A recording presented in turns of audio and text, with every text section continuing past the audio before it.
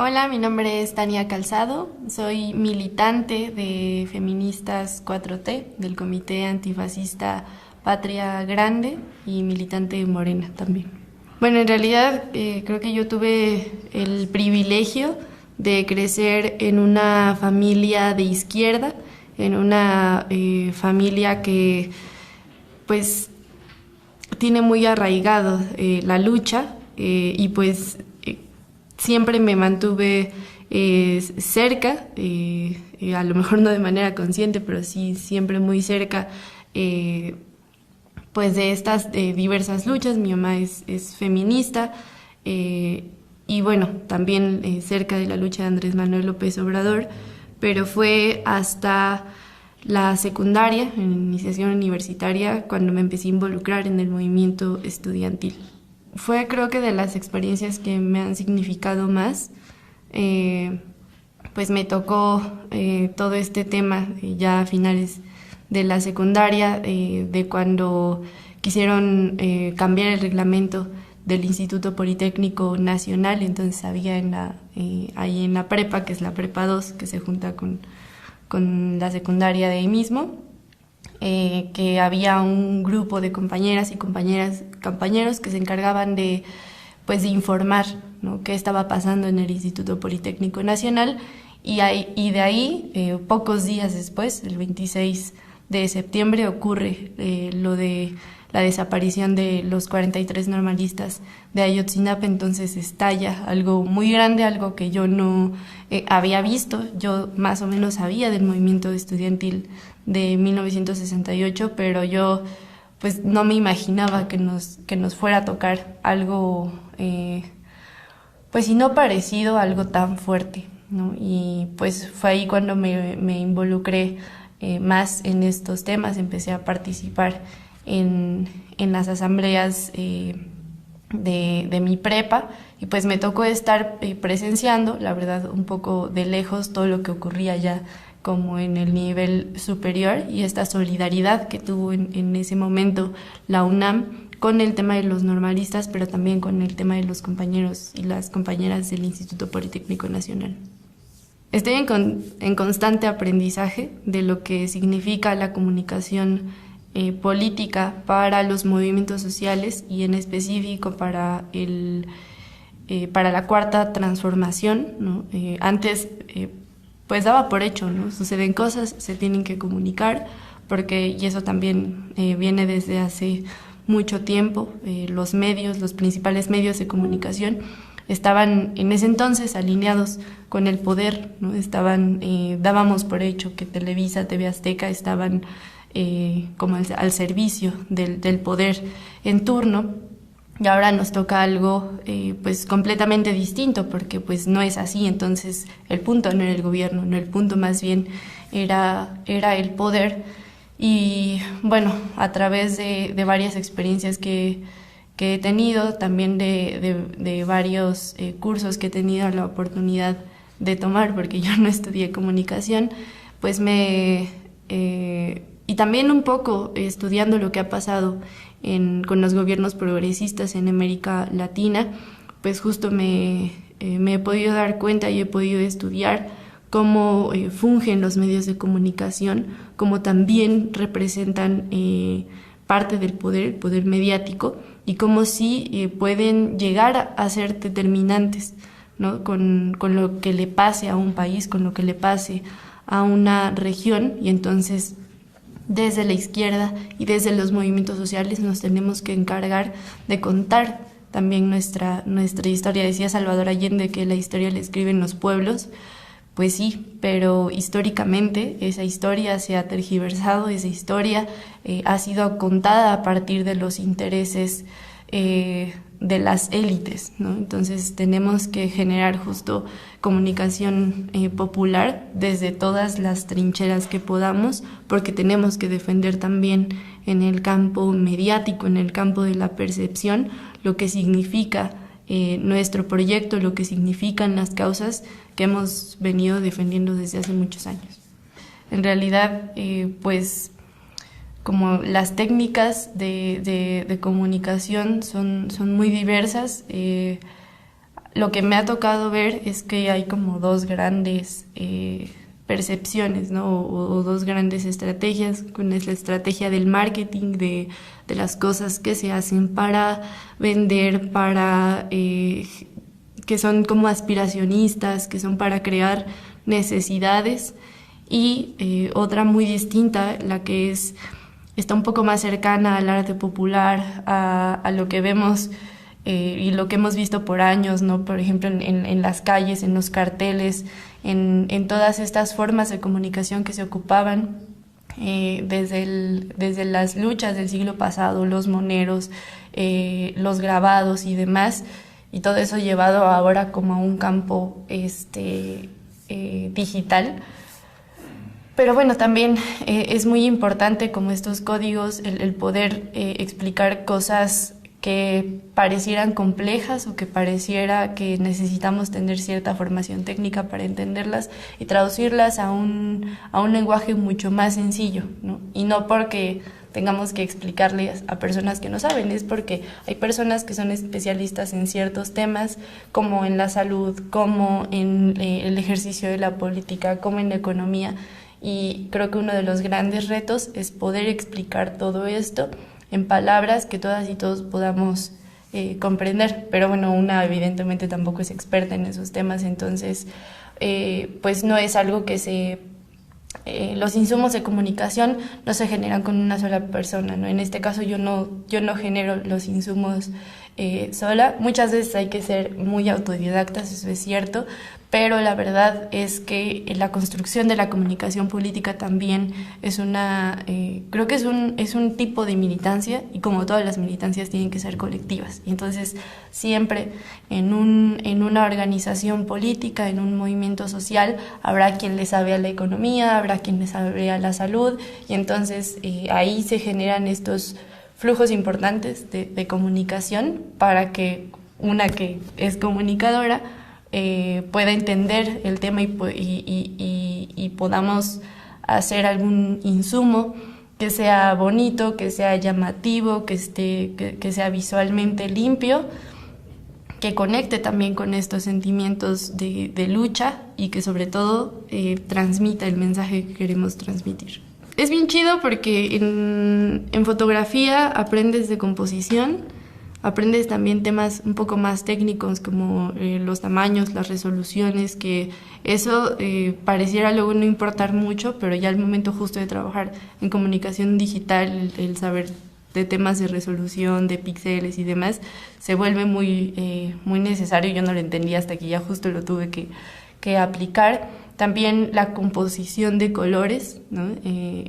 Hay una cosa que se llama la teoría del color, que en algunas carreras de fotografía te enseñan. Entonces eso también es muy importante, y porque por lo menos bueno, en el tipo de comunicación, en el tipo de contenidos que yo hago, ocupo mucho las fotografías. Entonces justo luego ocupo mi acervo o sé dónde buscar acervo que sirva para estos insumos. Creo que yo me he reconocido feminista desde hace mucho, sin embargo no había formado parte de un grupo o de una colectiva. Mi gran maestra fue mi madre, que hacía talleres con compañeras en la Sierra de Oaxaca, que es de donde somos. Y ya después, cuando estoy militando ya de lleno en la Cuarta Transformación, conformamos Feministas 4T en el marco del 8 de marzo. Y bueno, ahí fue un parteaguas, porque justo una de las narrativas de la derecha es que el feminismo está peleado con el obradorismo, con la Cuarta Transformación, porque no es feminista y demás. Y nosotras más bien defendemos el discurso de que el feminismo tiene que ser de izquierda, y que la agenda feminista, que estamos en un momento histórico en donde la agenda feminista puede tener un avance muy importante, y que además pretendemos que sea un avance que no sea revertible, y que quienes en realidad han estado históricamente en contra de las mujeres, en contra de los derechos de las mujeres, son los conservadores, y es la derecha, que aunque hoy se vistan de morado y se pongan pañuelos verdes y demás, sabemos que en el fondo defienden un sistema que tiene su raíz y que tiene uno de sus principales pilares en el patriarcado, ¿no? Es un debate muy, muy amplio. Claro que hay cosas que podemos mejorar desde la cuarta transformación, en específico con la agenda feminista, pero es que también no había habido un momento histórico en el que hubiera tantas mujeres feministas en el gobierno y tomando decisiones, y eso es algo muy importante. Apenas ayer se despenalizó el aborto en Guerrero, y es que no es para menos, son las legisladoras de Morena y son las legisladoras de la Cuarta Transformación que junto con las organizaciones de compañeras feministas, con las colectivas respectivas de cada estado, han logrado ir despenalizando en diferentes estados de la República nuestro derecho a decidir. Entonces, yo creo que eso es algo que no se puede negar, y todavía la derecha encima se monta en esos logros. A nosotros nos parece muy hipócrita, muy falso, pero también creo que estamos a la altura de decir, bueno, el punto es que justo logremos comunicar cómo es que se están conquistando esos derechos y dejemos ya que la oposición caiga en sus propias falsedades, ¿no? En realidad, bueno, la ciudad, además se despenaliza en la Ciudad de México bajo un gobierno progresista, como entonces el PRD, ahora ya no es nada parecido, pero finalmente también se despenaliza. Entonces, el proceso de despenalización del aborto en México básicamente ha sido en momentos históricos en donde la izquierda está en el poder, ¿no? Y desde la derecha nos quieren contar otra cosa. Por eso es que genera de pronto tanto enojo ver a Acción Nacional, ver a Movimiento Naranja, que finalmente es el PAN Naranja, montarse en la lucha feminista, o a senadoras que como Kenia López se montan diciendo que están sufriendo violencia política de género y demás, para seguir defendiendo un sistema en el que ellos mismos nos envolvieron en una condición de desigualdad muchísimo peor que la que veníamos viviendo, ¿no? Entonces, pues sí, la verdad es que tiene que ser un momento histórico en el que, como ya decía, avancemos de manera irreversible en la agenda feminista, y en el que tiene que quedar claro que el feminismo es de izquierda. El feminismo no se puede dar en el neoliberalismo, es un oxímoron, ¿no? Pero bueno, la solidaridad con los pueblos del mundo, esa es otra cosa que ya se venía trabajando desde mucho antes, pero bueno, la izquierda no estaba en el poder, y a lo mejor se veía ahí un poco limitada las acciones de solidaridad que podíamos tener, porque bueno, aparte aquí también librábamos una lucha todos los días y de pronto era difícil, ¿no? Sin embargo, también pues esta militancia antifascista y solidaria con los pueblos del mundo, sobre todo con los pueblos de América Latina, se da por dos cosas en especial, y es que nos reconocemos como latinoamericanos, como latinoamericanas, que venimos de un proceso histórico de conquista extremadamente violenta, en el que pasamos por la esclavización, y que hoy sigue teniendo un racismo muy internalizado, ¿no? en nuestra sociedad, y seguimos siendo quienes representan la mano de obra del norte global, quienes representan los países de donde creen que pueden seguir saqueando recursos y que pueden pasar encima de la soberanía de los pueblos para algo además absurdo, ¿no? Que es seguir acumulando capital y que es seguir haciendo más ricos a los más ricos. Y pues sí, desde que llega Andrés Manuel a la presidencia, y desde las declaraciones que ha tenido sobre política internacional, pues queda muy claro que efectivamente México está volteando al sur, ahora no solo, como dice, una militancia desde las organizaciones, sino que además, porque eso no se ha abandonado, también se está haciendo desde desde el gobierno, y los ejemplos creo que son muchísimos, ¿no? Recibimos al compañero Evo Morales, al hermano Evo Morales, cuando fue el golpe de Estado en Bolivia, un golpe de Estado además tremendamente fascista, un golpe de Estado del que además no estamos exentos, ¿no? Y eso es algo también muy, muy importante, ¿no? Se está ahí, hay toda una estrategia mediática, política, para derrumbar a los gobiernos progresistas en América Latina. En este caso, cuando ocurre en Bolivia, en algo que además yo creo que muchos no esperábamos que fuera así. Creíamos que los golpes de Estado se habían quedado en el siglo pasado, ¿no?